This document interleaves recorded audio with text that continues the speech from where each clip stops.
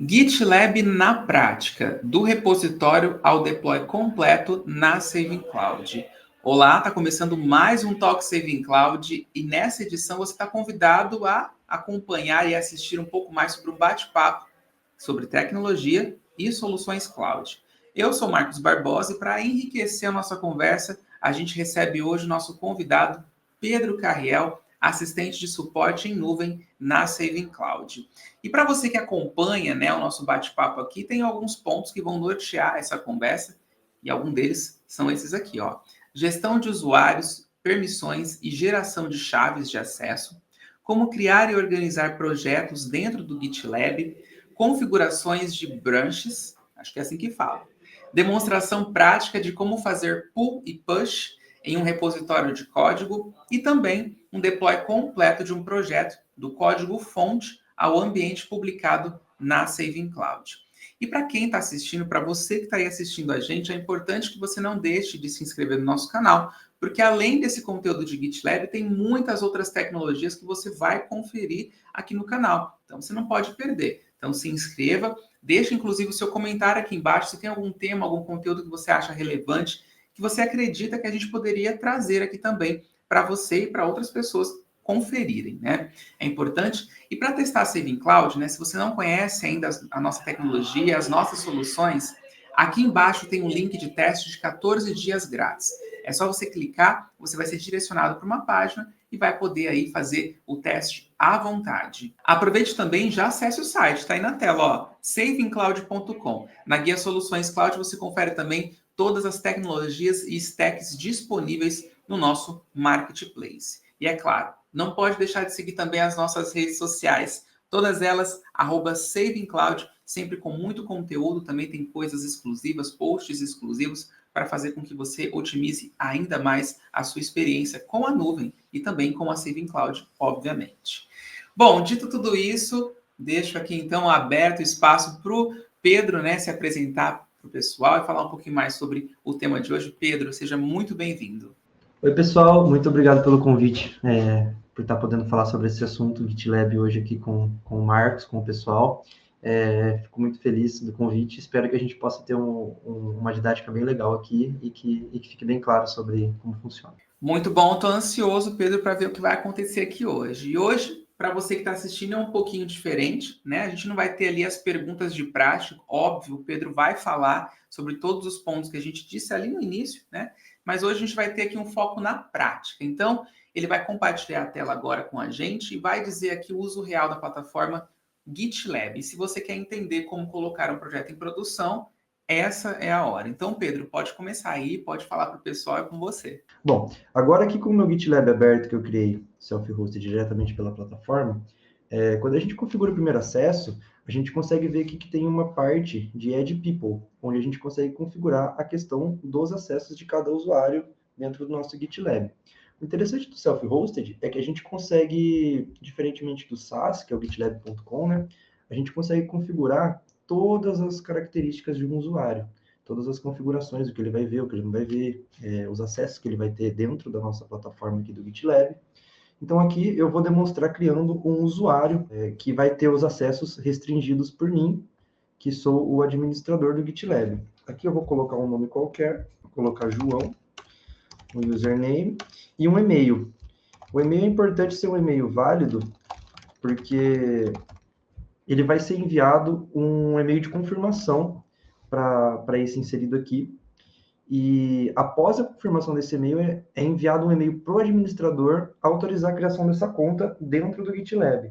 Então, esse é um dos pontos positivos de você utilizar o GitLab Self-Hosted, porque você consegue ter um maior controle dos usuários que vão se cadastrar dentro da plataforma. Aqui embaixo a gente tem informativo sobre a senha, que ela é forçada durante a criação da conta, então a gente não vai criar agora. Aqui embaixo a gente tem a parte de limite de projetos, a gente consegue configurar quantos projetos esse usuário em específico vai ter acesso, vai conseguir criar, vai conseguir manipular. Aqui eu vou deixar 10, porque a gente consegue configurar se ele vai ter um perfil privado ou não. O tipo de usuário aqui é muito legal também, a gente tem dois tipos de usuário, que é o regular e o administrador. O regular, ele vai ter acesso aos grupos e aos projetos, ele vai ter um acesso mais restringido a outras funcionalidades da plataforma. E o administrator, ele tem um acesso geral, é o acesso igual ao meu, por exemplo. Ele consegue criar novos usuários, ele consegue criar novos projetos, features, ele consegue controlar as pipelines, ele tem um acesso mais geral, assim, um acesso mais de administrador mesmo. Aqui embaixo a gente tem algumas coisas legais também. O acesso externo, essa parte é muito legal, porque pelo GitLab Self-Hosted a gente consegue configurar a questão de projetos e grupos internos e externos.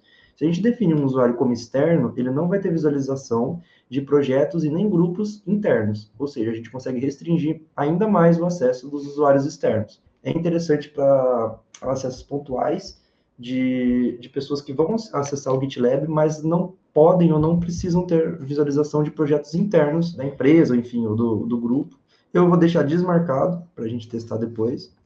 Aqui a gente consegue validar a conta, inserindo um cartão de crédito ou débito, mas também não vamos utilizar aqui nesse processo. E é basicamente isso. Para a gente criar o usuário, a gente só cria aqui por baixo. Aqui tem outros campos opcionais também, que a gente não vai preencher, e a gente cria por aqui. O usuário criado, a gente consegue verificar aqui. Como desativei a opção de precisar verificar o e-mail, ele já veio com o status de verificado. Mas isso a gente consegue configurar também, mais para frente a gente mostra como configurar essa questão de forçar o usuário a verificar o e-mail, a ativar a autenticação de 2 fatores, para maior segurança e tudo mais. Isso tudo a gente consegue configurar de usuário para usuário, de acordo com cada um, e a necessidade do nosso GitLab. Aqui dentro a gente consegue, inclusive, editar esse usuário e inserir a senha, forçar uma senha para ele. Então, a gente consegue utilizar uma senha mais segura, forçar esse usuário a usar uma senha segura para evitar senhas fracas no acesso do GitLab. Aqui eu vou colocar uma senha qualquer, só para a gente testar o acesso desse usuário. Eu coloquei uma senha fraca, só para a gente validar. A gente dá um Save Changes e a senha desse usuário está definida. Então, agora, quando a gente for acessar, a gente consegue acessar com essa senha definida. Assim, a gente conseguiu ver perfeitamente como configurar cada um dos usuários, de acordo com a necessidade de cada um deles. A gente consegue personalizar isso daqui de formas muito mais profundas. Se a gente for se aprofundar aqui na personalização de usuário, a gente vai ficar por muito tempo aqui. A gente consegue mexer em todos os parâmetros, em todas as visualizações de cada usuário. E sobre a parte de usuário e gerenciamento de acessos, isso daqui que a gente consegue mexer, basicamente. Essa tela de administrador tem todas as informações necessárias para a gente fazer auditoria. Inclusive, a gente consegue ver os IPs que acessaram essa conta, quantas vezes essa conta logou. Então, para auditoria, para segurança mesmo, esse GitLab Self-Hosted é bem interessante. Então, essa é a parte de configuração de usuário. Bom, agora a gente vai abordar um pouquinho sobre a parte de criação de grupos e projetos dentro do GitLab. No Self-Hosted a gente consegue trabalhar de uma forma bem legal. Ela é bem semelhante à forma do GitLab SaaS, mas ela tem algumas particularidades. A gente consegue criar grupos e projetos. Os grupos, eles são basicamente um aglomerado de projetos. A gente cria um grupo e dentro desse grupo a gente consegue criar diversos projetos e atribuir para diversos grupos diferentes de pessoas. Então, para a questão organizacional, é muito boa. Então, a gente pode acessar por aqui um Create a Group. A gente tem duas opções. A gente pode importar um grupo de uma outra instância GitLab. É bem legal se a gente já tiver, por exemplo, no SaaS, por exemplo, a gente já tem um grupo e a gente quer importar para o Self-Hosted. A gente consegue importar dessa maneira aqui. Eu não tenho nenhum para mostrar aqui, então a gente vai criar um novo por aqui. Aqui a gente define o nome do grupo, colocar meu grupo. Aqui embaixo a gente tem a nossa URL do grupo, que vai ficar acessível, por onde a gente consegue acessar esse grupo, né? Aqui embaixo a gente tem os níveis de visibilidade. Como eu disse anteriormente, na parte da criação do usuário, essa questão aqui casa muito bem com aquela parte. Grupos privados que a gente criar aqui dentro só vão ser acessíveis por usuários que forem adicionados a esse grupo. Ou seja, inicialmente somente o administrador, o criador do grupo, vai poder ver as informações do grupo. E futuramente ele vai adicionando novos integrantes ao grupo. O interno, ele é bem semelhante ao privado, mas ele tem uma diferença bem grande também, que é a questão de diferenciação entre o usuário interno e o usuário externo. Ele é visível para todos os usuários internos do GitLab, mas todos os usuários que estiverem marcados como externo durante a criação, ele não é visível. Então é bem importante esse ponto também. Se ele tiver marcado como interno, qualquer usuário que tiver flaggado lá durante a criação como externo não vai ter acesso, mesmo que ele tenha as permissões necessárias para visualizar. E o público, que é geral, não precisa de nenhuma autenticação para visualizar, nenhuma validação, ele vai estar dentro do GitLab e qualquer um consegue visualizar. Eu vou criar um privado para a gente usar, inclusive, a questão de visualização pelos membros. Depois, futuramente, a gente pode mostrar certinho como funciona. Aqui embaixo um informativozinho, se você quiser preencher, quem vai usar esse grupo, para que vai ser usado, não é necessário. E a gente vai dar um create group, grupo criado. Aqui a gente consegue, nos 3 pontinhos, acessar as configurações do grupo. Nas configurações do grupo a gente pode alterar, caso a gente queira futuramente a visibilidade do grupo. Então, hoje ou amanhã você precisa deixar o grupo público, você pode fazer alteração aqui sem precisar recriar ele. A gente volta para cá. E aqui a gente consegue convidar os outros usuários para esse grupo. Se a gente acessar essa parte aqui, a gente consegue ver todos os nossos usuários criados. O João, que foi o criado anteriormente, está por aqui, a gente convida ele. Aqui é muito interessante também que a gente tem outra questão de limitação de acesso e o que ele pode fazer dentro desse grupo. Temos aqui algumas roles, né, alguns papéis que a gente pode definir dentro do grupo. O de guest, que é basicamente, ele só pode visualizar, ele não pode editar nada, ele só vai ter a visualização do grupo. E os outros que são bem específicos. O developer, por exemplo, ele é de dev, né? Ele vai poder fazer push, pull, ele vai poder fazer merge requests, ele vai poder trabalhar diretamente no código e usar o GitLab como o gerenciador de repositórios mesmo, né? Então ele vai conseguir fazer todos esses processos de subir códigos, de subir repositórios, de alterar os repositórios, mexer no código. O maintainer, que ele é basicamente, ele vai ter quase todos os acessos, ele não vai conseguir excluir ou editar o grupo, mas ele vai conseguir basicamente aprovar MRs, ele vai conseguir verificar pipelines, CI/CD, ele vai conseguir fazer tudo relacionado ao grupo, desde que não seja exclusão e criação de novas funcionalidades dentro do grupo. E o owner, que é o geral, ele pode fazer tudo, ele pode editar, ele pode aprovar. Todas as outras funcionalidades dos usuários, o owner consegue fazer. Vou criar ele como developer. Aqui embaixo a gente consegue definir uma data de expiração para o acesso desse usuário. Então, vamos supor que vai ser um acesso pontual, que esse usuário precisa ter 15 dias de acesso. A gente define aqui 15 dias de acesso e a partir da data definida ele não vai ter mais acesso ao grupo. E a gente dá um invite. Com o invite feito, ele já está adicionado. Então, a gente já consegue acessar. Se a gente tivesse com o usuário dele aqui, né, a gente conseguiria acessar o grupo com ele.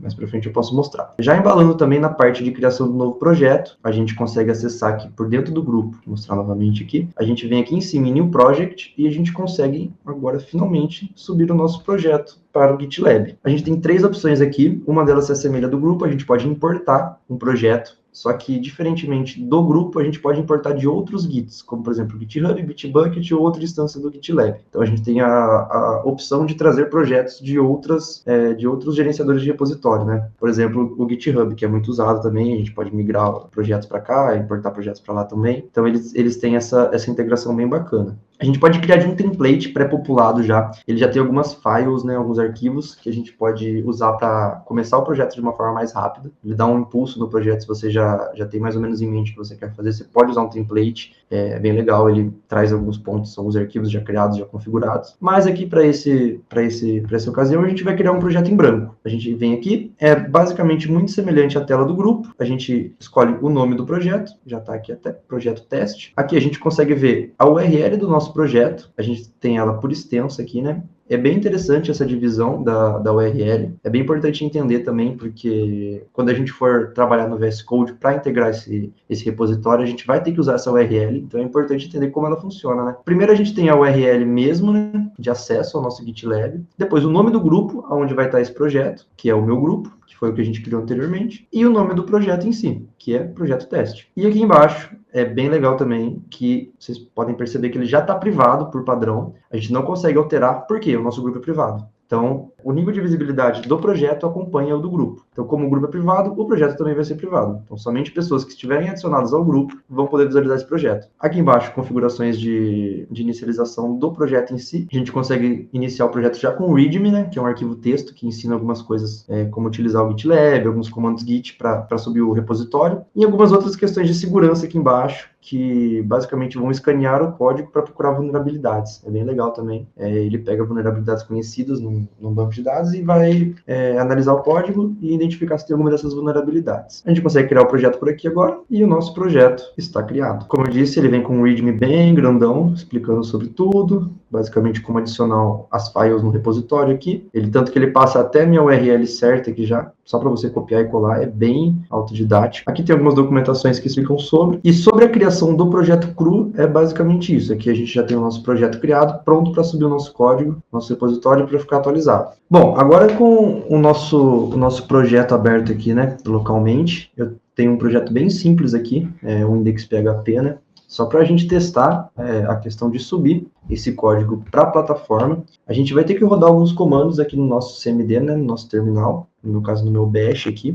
São comandos para inicializar o repositório remoto, para a gente subir esse repositório e para a gente commitar e a gente subir ele, né? E ele ficar visível no nosso GitLab. Um dos primeiros pontos que a gente tem que fazer é gerar a nossa chave SSH, né? Para os desenvolvedores poderem utilizar. Nesse caso, a gente vai rodar um comando aqui no nosso bash para gerar essa chave SSH. A gente vai acessar aqui, a gente roda esse comando.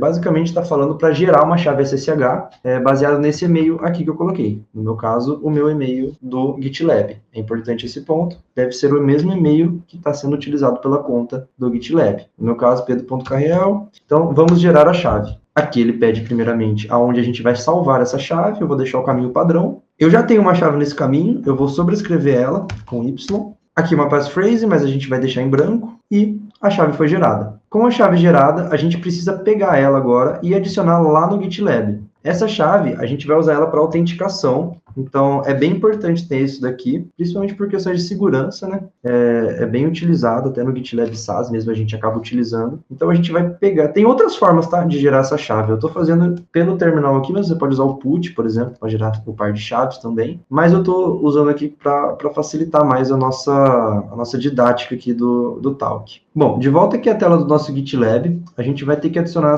essa chave no nosso usuário. A gente vai vir aqui em cima no nosso perfil, Preference, SSH Case. Aqui a gente vai adicionar uma nova chave.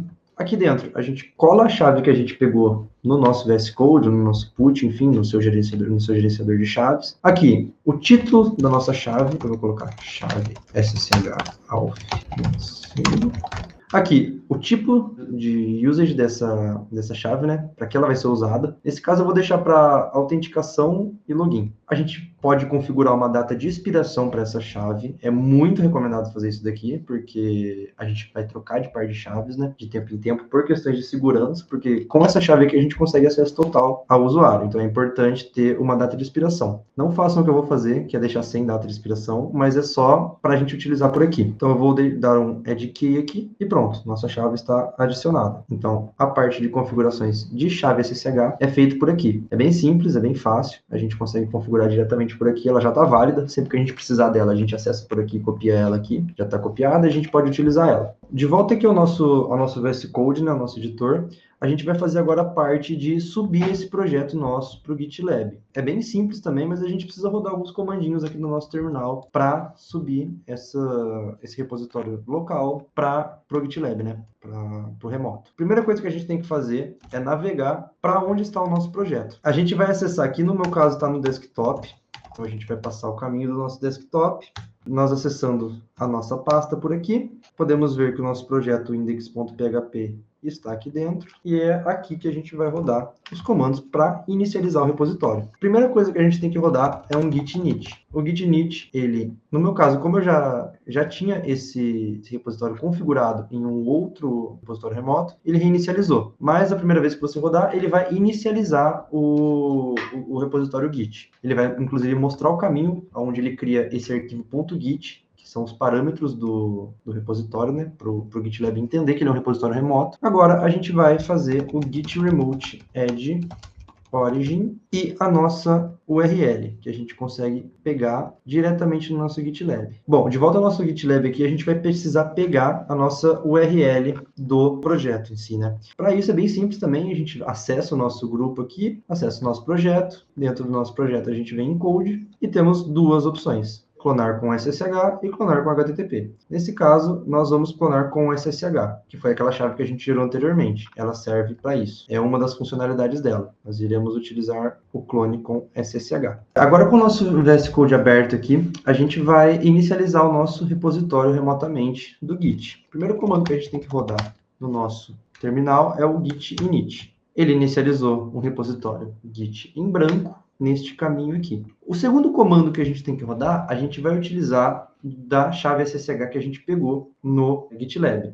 A gente vai rodar um git remote add origin e a nossa URL que a gente vai obter no GitLab. Com a nossa URL colocada no terminal do VS Code, a gente só roda este comando e ele foi adicionado. Agora, a gente dá um git add ponto para adicionar esse repositório, git commit -m, uma mensagem para o commit. Geralmente a gente usa uma mensagem bem explícita do que a gente está fazendo, para não deixar dúvidas. Eu vou deixar primeiro o commit. Commitou, como a gente pode ver aqui embaixo, a gente consegue ver o que foi feito. Nesse caso, um arquivo foi mudado e teve 3 inserções. Agora, para finalizar, a gente roda um git push -u origin master.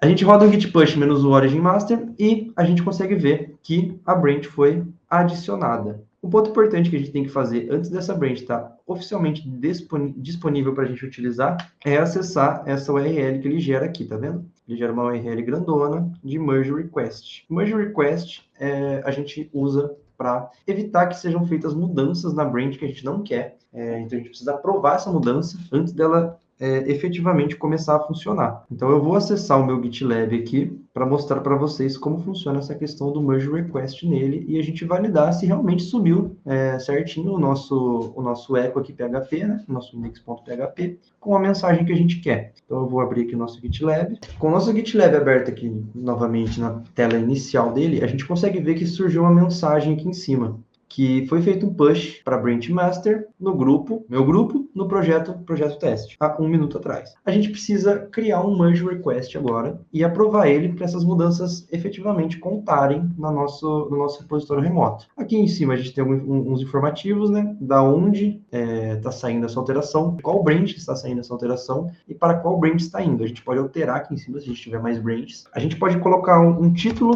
geralmente a gente coloca um título bem informativo também, para saber bem o que está fazendo. Uma descrição, o que a gente está alterando. Nesse caso, eu vou deixar em branco mesmo, porque só para teste. Aqui a gente tem os usuários que a gente pode dar assign nesse merge request. É importante a gente sempre selecionar um usuário que está fazendo essa mudança mesmo, porque fica registrado em auditoria e a gente consegue ver futuramente quem fez cada coisa. Então, se por algum acaso surgir algum problema em algum merge request, a gente consegue fazer uma auditoria desses processos e verificar quem que fez essa alteração. Nesse caso, eu vou colocar que foi feita por mim. Aqui é bem legal. A gente tem uma marcação aqui, que ela já vem ticada por padrão, que é Delete Source Branch when Merge Request is Accepted. Essa opção aqui, ela vai deletar a branch de origem quando o merge request for aceito. O que isso significa? Quando a gente for aprovar esse merge request, a partir do momento que ele for aprovado, a source branch, a branch de origem, vai ser deletada. Para que serve isso? Para manter a organização mais clean, para manter mais fácil de você utilizar visualmente assim, o GitLab, né? Para não ficar um monte de branch criada vamos supor que você tem um projeto muito grande e você tem diversas branches, diversas ramificações, né, do seu projeto. Você não vai limpando essas branches, vai ficar uma coisa gigantesca. Então, essa opção já vem marcada por padrão, a gente recomenda muito utilizar ela, porque ela é bem interessante para manter o seu GitLab bem organizado, bem limpo, né? Então, a gente vai criar o merge request criado, ele já vem automaticamente configurado com integração à pipeline. A gente pode configurar isso, mas é um tópico para outro assunto, né? Já é mais aprofundado. Para esse assunto, a gente vai aprovar esse merge. Então, a gente vai vir aqui e dar um merge immediately. Ele vai mergear, pronto. O nosso merge request foi aprovado, foi feito. Para a gente validar se ele deu certo agora, a gente volta no nosso projeto teste. A gente pode ver que já apareceu o nosso index.php aqui. Ou seja, o nosso merge request foi aprovado, nosso código subiu no GitLab, agora ele já está acessível aqui, tanto que a gente pode até ver ele aqui bonitinho. Então, ele subiu remotamente com sucesso, tá? Então, a gente já tem acesso a ele no GitLab, a gente consegue,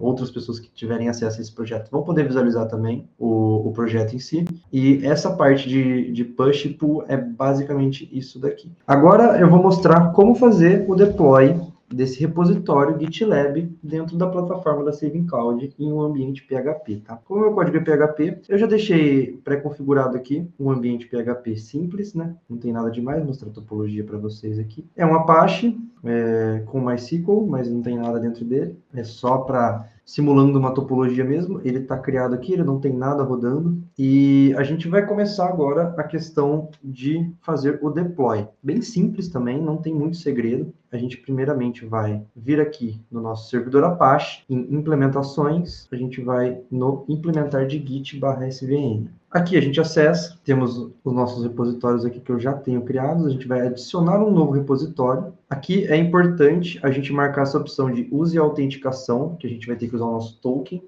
A URL a gente obtém da mesma forma que a gente obteve para utilizar no momento do push, tá? A gente vai acessar o nosso grupo aqui de projeto teste, nosso projeto, né, de projeto teste. A gente vai em code novamente, a gente vai clonar com HTTP. Vamos colocar essa URL aqui, a branch main mesmo, a gente não precisa mexer. Importante também a gente colocar um nome, né? Vou colocar GitLab. Ele não pode ter espaço, tá, nesse nome. Então, se for separar, separe com traços ou underline. E agora a gente vai usar a autenticação para pegar esse repositório nosso. Para a gente saber essas informações, a gente volta aqui no nosso GitLab. Aqui em cima a gente consegue ter acesso ao nosso nome de usuário, é esse com arroba, no meu caso é o Carriel-Z. A gente deixa marcada a opção token, tá? E a gente vai gerar esse token aqui pelo GitLab. Descer tudo aqui na esquerda, na opção de Access Tokens, vamos acessar ela, e vamos em Add New Token. Aqui a gente coloca o nome do token, token test, a descrição do token eu vou deixar em branco. Novamente, a gente tem a opção de adicionar uma data de expiração a esse token, a gente recomenda também, mas eu vou deixar sem, não recomendamos fazer isso, mas vou deixar sem neste caso. Aqui, o role desse token. Eu vou deixar owner, para ter permissão total dentro do meu GitLab, e as duas opções que a gente precisa marcar nesse caso. Pode ler as outras aqui, API, Read API, Create Runner, Manage Runner, enfim, tem várias opções aqui para você conceder acesso, escopos, né, no caso, do token. Eu vou usar o de Read Repository e Write Repository. E vamos criar o token. Token criado, a gente copia ele e coloca aqui. Token colocado, a gente vai dar um adicionar. Ele vai voltar para essa tela, o nosso repositório já está aqui, como a gente pode ver. O ramo, a branch, no caso, a gente deixa main, caminho root mesmo, e dá um implementar. A gente pode ver que ele está atualizando, né? Ele está fazendo a implementação da nossa branch. Pronto, foi feito. Aqui a gente pode ver a mensagem de sucesso, que ele foi feito a implementação, e a gente pode acessar pelo navegador e validar se deu certo o nosso deploy. Bom, como a gente pode ver aqui, já deu certo. Como é uma mensagem bem simples, né? Ele está só mostrando o Saving Cloud GitLab Self-Host. Dessa forma, a gente conseguiu validar que o nosso deploy foi feito com sucesso, ou seja, a gente já está conseguindo acessar o nosso repositório do GitLab, o nosso projeto aqui, né? De forma a conseguir fazer o deploy dele na plataforma. Então, nessa parte é isso. Bom, é isso, né? Então, chegamos ao fim de mais um Talk Saving Cloud, hoje recebendo Pedro Carriel, assistente de suporte aqui na Saving Cloud. Pedro, deixa o espaço aberto para você concluir aqui e se despedir do pessoal, fique à vontade. Bom, essa foi a nossa apresentação sobre o GitLab Self-Hosted. Eu agradeço muito pelo convite, espero que tenha ficado bem claro sobre a explicação de como ele funciona, os casos de uso dele, para que ele serve, como utilizar. Queria agradecer muito o convite do Marcos também para a gente estar conversando sobre esse assunto. E até uma próxima. Obrigado mais uma vez, agradeço a participação. E você que assistiu até aqui, nosso muito obrigado também. Não se esquecendo de se inscrever no nosso canal. Deixa aqui, inscreva-se, deixa um comentário também. Se você gostou do conteúdo, né? Então, se você tem outro conteúdo para sugerir também, deixa aqui nos comentários, é bastante importante. E eu lembro mais uma vez, aqui na descrição tem um link de 14 dias de teste grátis na Saving Cloud, para você testar a nossa plataforma, conhecer um pouco mais sobre as nossas stacks e tecnologias disponíveis. Então, é só clicar aqui e fazer o cadastro ali, enfim, você já vai ter os 14 dias ali para você poder testar. Aproveite também e acesse o nosso site, que está aí na tela agora, savingcloud.com. Lá na guia Soluções Cloud, você também confere todas as tecnologias disponíveis e ferramentas do nosso Marketplace. Aproveitando, não deixe também de seguir as nossas redes sociais, todas elas, @SavingCloud.